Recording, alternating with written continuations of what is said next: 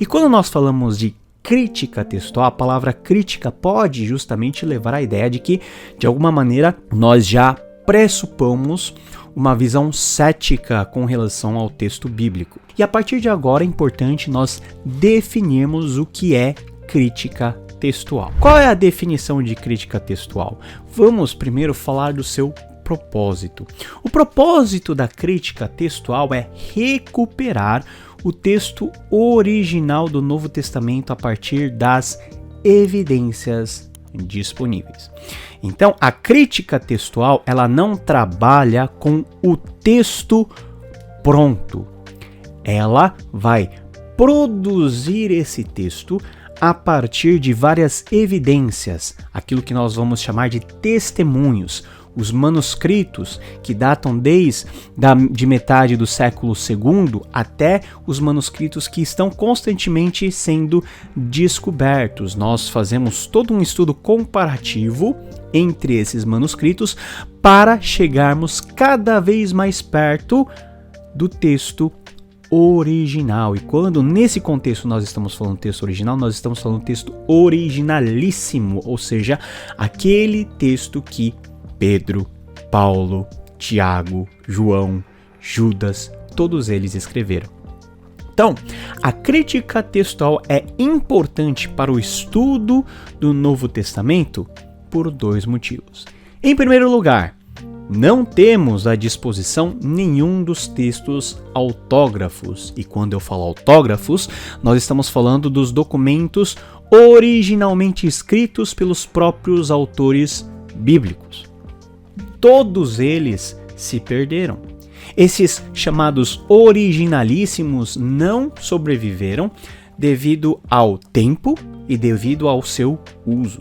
Nós vamos ver mais para frente um pouquinho dessa questão, mas é quase certo que todos os documentos escritos pelos próprios autores bíblicos foram escritos em papiro.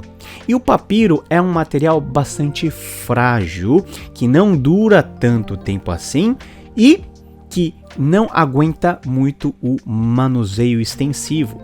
Então, como nós sabemos que os textos bíblicos originalíssimos, eles viajaram grandes distâncias, foram manuseados por muitas pessoas, imagine as cartas de Paulo sendo entregues aos destinatários e, por exemplo, a igreja de Corinto emprestando essa carta para uma igreja vizinha para que haja a leitura dela, pública dela, e nessa brincadeira o texto vai se deteriorando e é um aspecto da providência de Deus nós não termos esses originalíssimos, porque se nós tivéssemos, provavelmente esses textos originalíssimos seriam alvo da idolatria da igreja, porque se trata de um produto direto da ação dos apóstolos. Se hoje dentro do catolicismo romano temos a veneração as relíquias, né, partes dos corpos dos santos, imagina se nós tivéssemos disponível até o próprio texto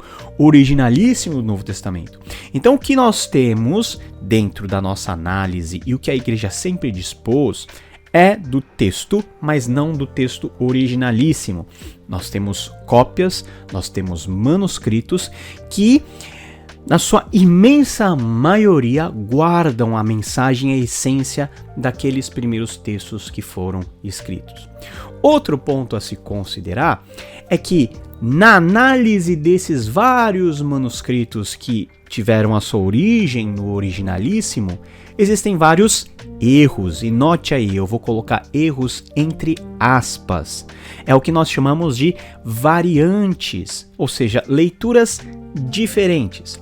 Em um texto se usa uma palavra, no mesmo texto em outro manuscrito se usa uma palavra diferente, porém sinônima.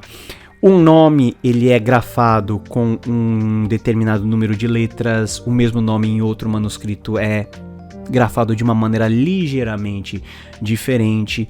Essas variações nós chamamos de variantes dentro do estudo da crítica textual. E nós devemos admitir que existem várias e muitas variantes nas cópias do Novo Testamento que são alvo da pesquisa e da pesquisa séria em termos de crítica textual hoje.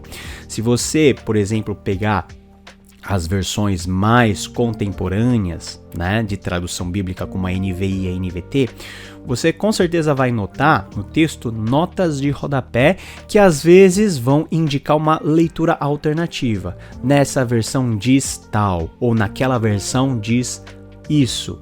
Isso porque a maioria dos manuscritos concordam entre si, mas os pontos discordantes é aquilo que nós chamamos, entre aspas, de erros, porque em um dos dois existe realmente um erro, e que essas variações comparadas, elas vão nos levar numa direção de talvez essa variante seja mais correta porque faz mais sentido, porque a palavra utilizada faz parte da gama lexical do autor, faz parte da compreensão teológica daquele autor.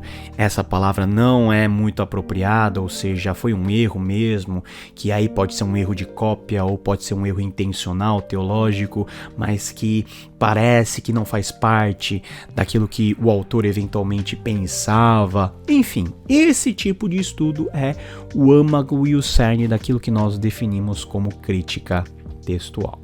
Então nós podemos dizer que o trabalho da crítica textual é a base de todo o subsequente labor teológico.